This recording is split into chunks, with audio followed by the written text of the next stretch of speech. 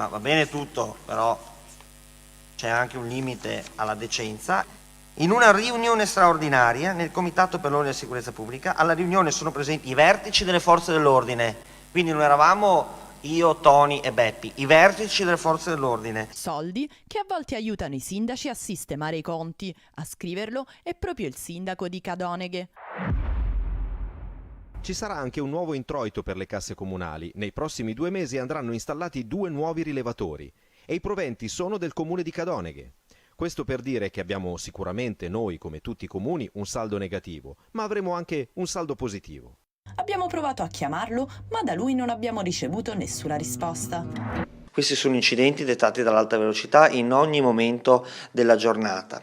68 incidenti, 45 gravi, con morti e feriti, più di un incidente al mese.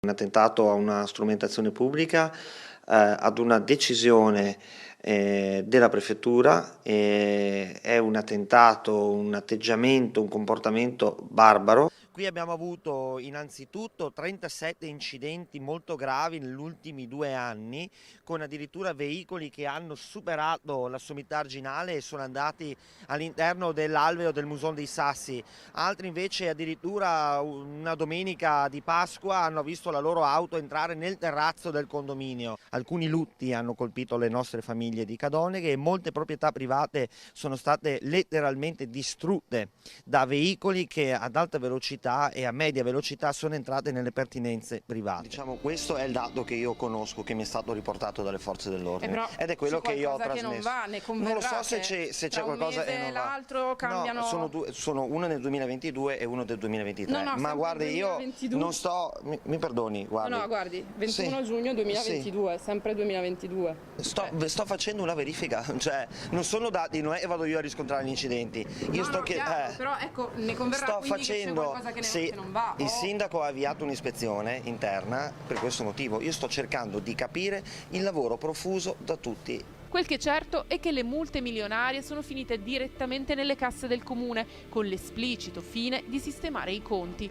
Un attentato a una strumentazione pubblica, ad una decisione della prefettura, è un attentato, un atteggiamento, un comportamento barbaro. Ma va bene tutto, però c'è anche un limite alla decenza. Era Lione a venire a Padova, era 70 e l'hanno abbassato a posto di 20 km per mettere l'autovelox. Passato l'autovelox dopo 300 metri ritorna a 70. Io provo profondo disgusto per chi soffia sul fuoco della polemica e non aiuta le persone invece a, diciamo così, a comprendere le motivazioni per le quali lì sono stati messi degli strumenti di contenimento della velocità. Sono stati chiesti dai cittadini, ci sono stati dei morti e dei feriti. Non lo dice il sindaco di Cadoneghe, lo dicono le forze dell'ordine, su precise e puntuali rimostranze, dossier, documenti che hanno presentato al prefetto. Aria di protesta, di malcontento e questa percezione di ingiustizia. Per quale ragione?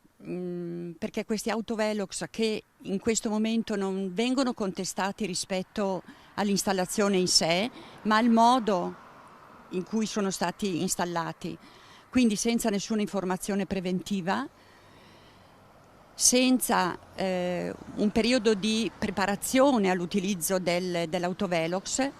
Un attentato a una strumentazione pubblica, ad una decisione della prefettura, è un attentato, un atteggiamento, un comportamento barbaro. Gli auguro veramente di uscire da quel periodo di adolescenza che purtroppo a volte amministrando gli fa fare degli errori. Sono stati chiesti dai cittadini, ci sono stati dei morti e dei feriti.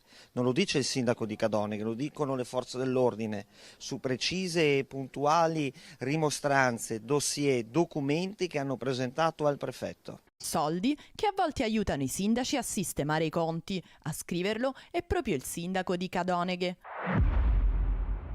Ci sarà anche un nuovo introito per le casse comunali. Nei prossimi 2 mesi andranno installati 2 nuovi rilevatori e i proventi sono del comune di Cadoneghe. Questo per dire che abbiamo sicuramente noi, come tutti i comuni, un saldo negativo, ma avremo anche un saldo positivo. Abbiamo provato a chiamarlo, ma da lui non abbiamo ricevuto nessuna risposta. Quindi non eravamo io, Tony e Beppi, i vertici delle forze dell'ordine. Nero su bianco in questa delibera del sindaco. Ci sarà anche un nuovo introito per le casse comunali. Nei prossimi 2 mesi andranno installati 2 nuovi rilevatori e i proventi sono del comune di Cadoneghe.